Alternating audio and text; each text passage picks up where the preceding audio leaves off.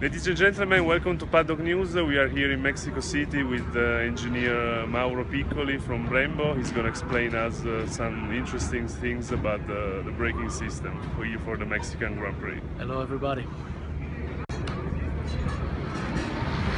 Okay, Mr. Mauro, can you explain us how many teams do you supply with your systems? In Formula 1, Brembo supplies 7 teams. We have Ferrari, Haas, Red Bull, Scuderia Toro Rosso, Sauber, and obviously Mercedes, and Manor with the brake-by-wire. Most of the team are using all of our parts. Some of them are using different carbon material, but in total 7 teams are using Brembo components. We know that Mexico is a critical track for cooling down the systems. What kind of problems can occur? Yeah, well, as you said, Mexico is pretty tough for temperature point of view.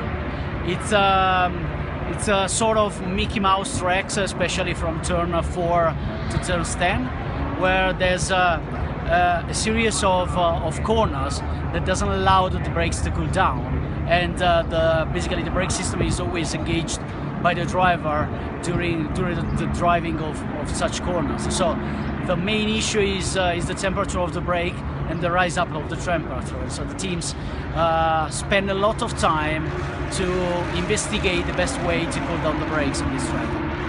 What's the average disk temperature on this track, and what's the peak instead?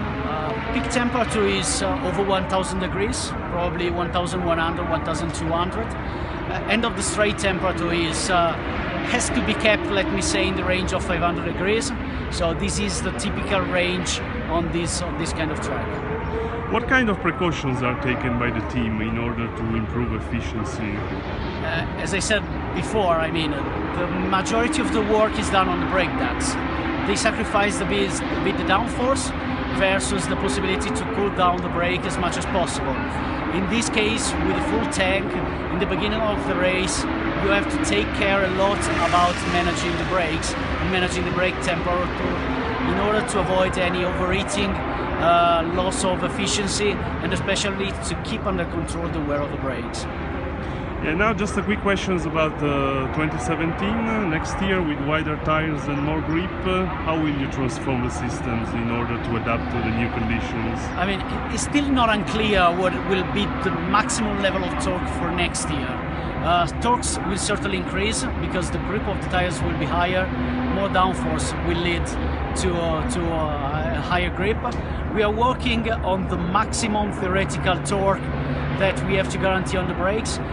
The rules are helping us a bit because the thickness of the disc is moving from 28 mm to 32 millimeters.